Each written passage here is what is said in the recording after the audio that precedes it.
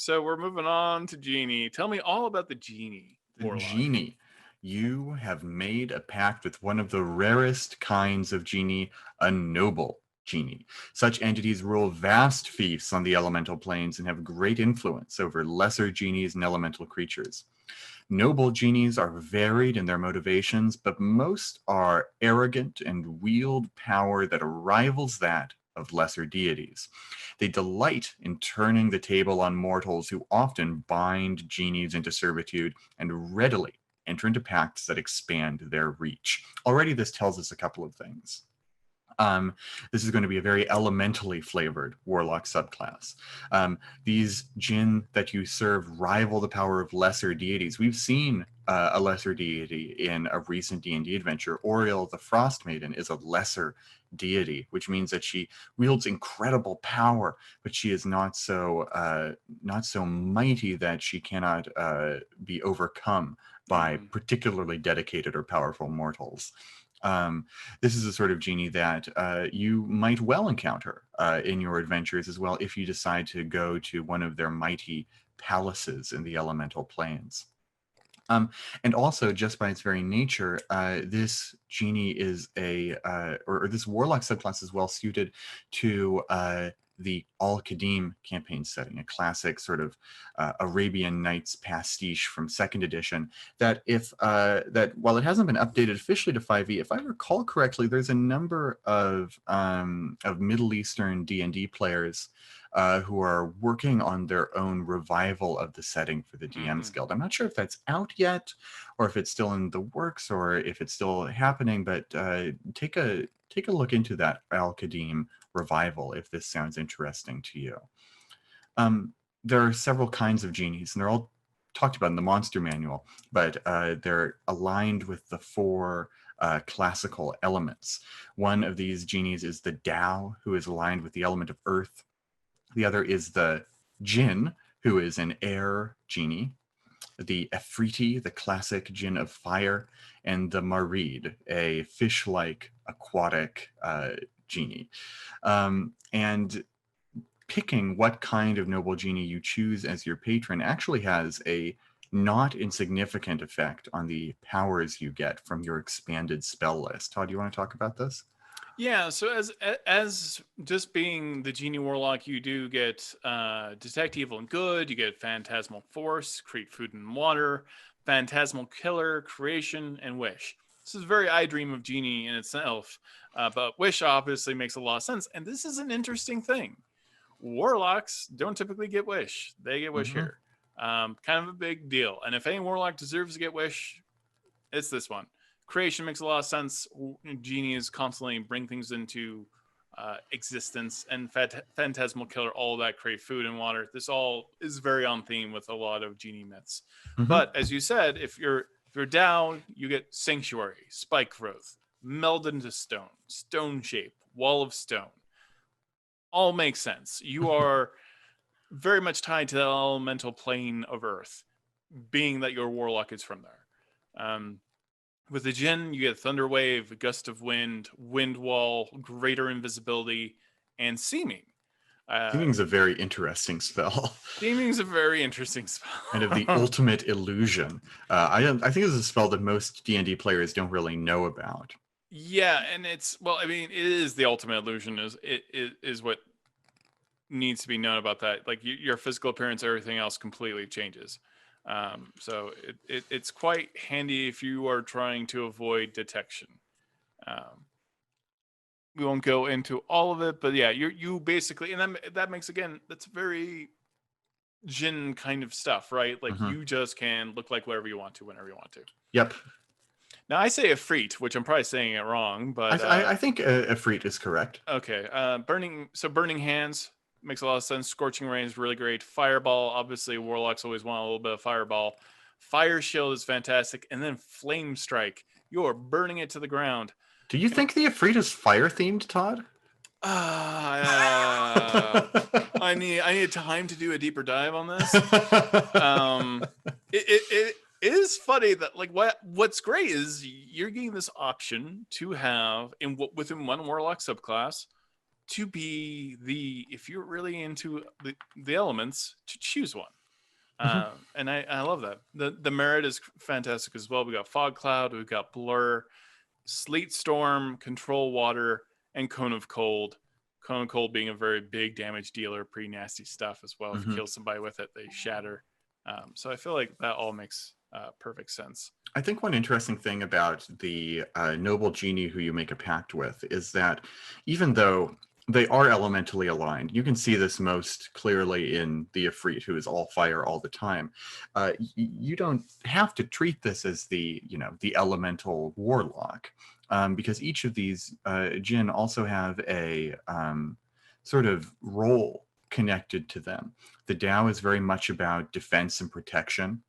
The genie is all about duplicity and movement. The Ifrit is all about raw damage, and the merit is generally about exploration and evasion. So you don't have to necessarily fall hard into I am the fire guy, I am the water guy, but you can figure out how this actually impacts the stuff that you do rather than just what you are. Yeah, you are not the fire. There's a bigger theme here. Another first level feature you get is Genie's Vessel. It can't be a genie without a vessel to store it in. Your patron gifts you a magical vessel that grants you a measure of their power. The vessel is a tiny object, and you can use it as a spell casting focus for your warlock spells. You decide what the object is, or you can determine what it is randomly by rolling on the genie's vessel table. Of course, the classic genie vessel is the oil lamp, but in older versions of the Tale of Aladdin, the genie was contained within a ring, which is also represented here on this table. But it could also be an urn, a stoppered bottle, a hollow statuette, or an ornate lantern, or truly any vessel that you can think of, because you're not limited to what's here on the list. While you're touching the vessel, you can use it in two different ways. The first feature you gain is Bottled Respite.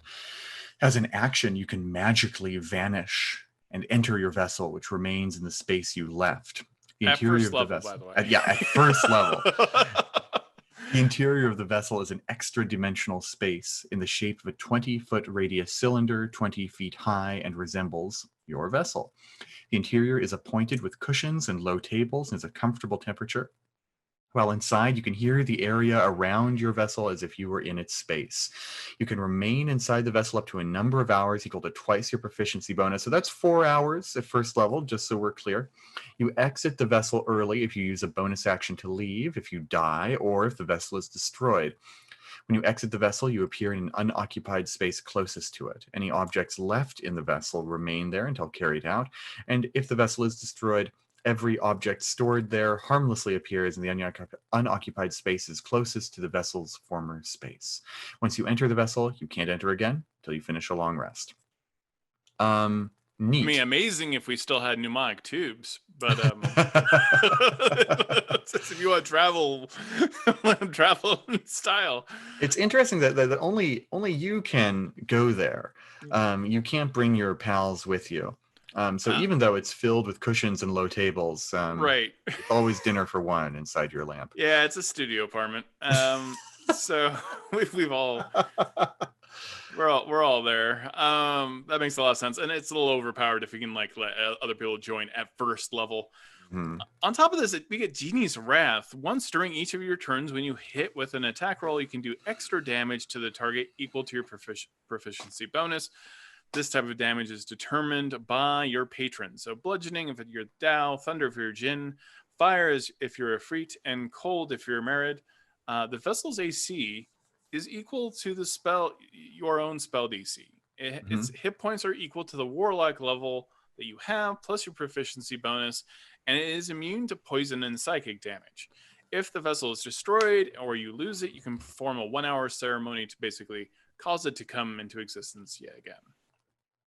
I like the idea that your patron gets very annoyed with you if you lose or get the vessel destroyed. Like, ugh, you need another lamp. I'm not made of lamps, buddy. Yeah. I'm not made of lamps. That's a golem. A lamp golem. terrifying. It Just gets take a very- lamp out of his shoulder. I'm gonna run out eventually. I just like a golem that's throwing lamps out of itself, and then finally it's just one hopping Just lamp. one little lamp. One little lamp. Wow, why don't we write adventures? So Sanctuary Vessel. Tell me about the Sanctuary Vessel. We've skipped over one, elemental gift. Oh, I failed. Yeah, that's okay. Tell me about elemental gift. At 6th level, you begin to take on characteristics of your patron's kind. You now have resistance to a damage type determined by your patron. Bludgeoning, Tao, thunder for the Jinn, fire for the Ifrit, or cold for the Merid. It's very interesting, actually, this bludgeoning damage. That's all bludgeoning damage, by the way. It's not limited by magic or anything like that, like many monsters are.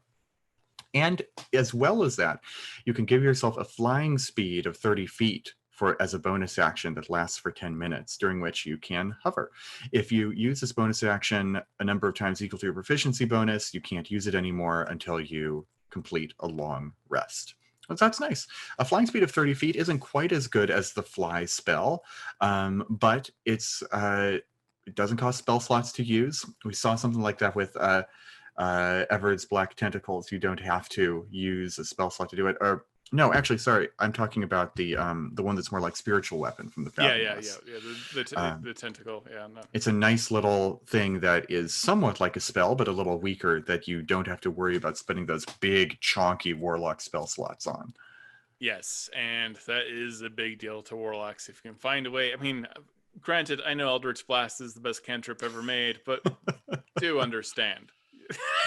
I've got 2 spell slots till 11th level, man. They've got two spell slots, and they don't have feats that help that necessarily in the same way as great weapon fighting and stuff like that. That's what those invocations are for, to bolster that cantrip. So step off my Eldritch Blast. Yeah, that's what I'm saying. So now, Sanctuary Vessel. Yeah, so when you enter your genie's vessel via the Bottle of Respite feature, you can now choose up to 5 of your willing creatures that you can see within 30 feet of you. The chosen creatures are drawn into this vessel with you. As a bonus action, you can eject any number of these creatures from the vessel. You can vote someone off the island, and you can have everyone be ejected. If you leave or die or the vessel is destroyed, everyone gets kicked out. In addition, anyone, including you, who remains within the vessel for 10 minutes gains the benefits of finishing a short rest, and anyone can add your proficiency bonus to the number of hit points they regain if they spend any hit dice as a part of that short rest as well. Well, now you've got a nice little coffee shop inside your vessel. Yeah. Now, typically, a short rest is 10 minutes, but this is like a very safe place to have a short rest. No, typically a short rest is an hour, though there are variant rules that can shorten that. That's right. I may have been toying with some variant rules here and there. I got my brain all stooshy. Tell me about Limited Wish. This is the big capstone to this. Yeah, so Limited Wish. You entreat your patron to grant you a small wish. A little wish. As an action, you can speak your desire to your genie's vessel, requesting the effect of one spell that is 6th level or lower and has a casting time of 1 action. The spell can be from any class's spell list, and you don't need to meet the requirements in that spell, including costly material components. The spell simply takes effect as a part of this action. Once you use this feature, you can't use it again until you finish 1d4 long rests. That's awesome. Limited Wish used to be a spell in D&D. It's not in 5th edition. But this is a nice way of kind of sneaking it back in for the class that benefits from it most thematically. I'm quite fond of that. Do we want to kind of go through the 6th level spells that are just out there in the wild right now, Todd? Especially ones with expensive components you can kind of cheese out with this spell? Oh, yeah. I don't know that we need to go down all those, but yeah, that's a clear advantage. You're avoiding a lot of things that are pretty sneaky. So I think that's a really good capstone, don't you think? Yeah, it's very nice. It's very flexible is what it is. It might be a bit complex. You kind of have to keep an eye out for all the 6th level spells in the game if you want to really have it at your fingertips. Like if you're in a dense combat situation, that you need a spell to get you out of it, then it might behoove you to know that, say, Chain Lightning is a 6th level spell, or Circle of Death is a 6th level spell. But you don't need to have the entire spell book memorized if you aren't in sort of these life or death immediate situations. Let's go through these questions pretty rapid fire. If the vessel breaks from damage, does the damage carry over to you? No, it does not, but you do pop out of it. And if you're falling off a cliff, that's bad for you. Question, what level do you get access to the wish spell? You don't get until you can cast 9th level wish spells. And you'd have to be a 17th level warlock, I believe. Exactly. Question, does the vessel need to close, or could a merit aligned warlock use the conch shell as a vessel? I'd allow it. I'd allow it. Nothing against that. Why not an air pocket as well? Does this vessel give any arcane properties? Say, would you hide in plain sight as a lamp or a Fabergé egg? If someone's casting detect magic, I feel like it's magical. Okay. I actually just got that 9th level spell question, and I want to delve into it a little bit more real quick. Okay. So what this Genie Warlock does is it expands your spell list, right? A bunch of spells, 1st, 2nd, 3rd, 4th, 5th. Those are now just on your Warlock spell list. You can choose them whenever you're preparing or learning your spells. This also adds Wish to that list. Warlocks are interesting because they don't... their spell slots never go higher than 5th level. So they don't, in huge quote marks, naturally learn any spells higher than 5th level.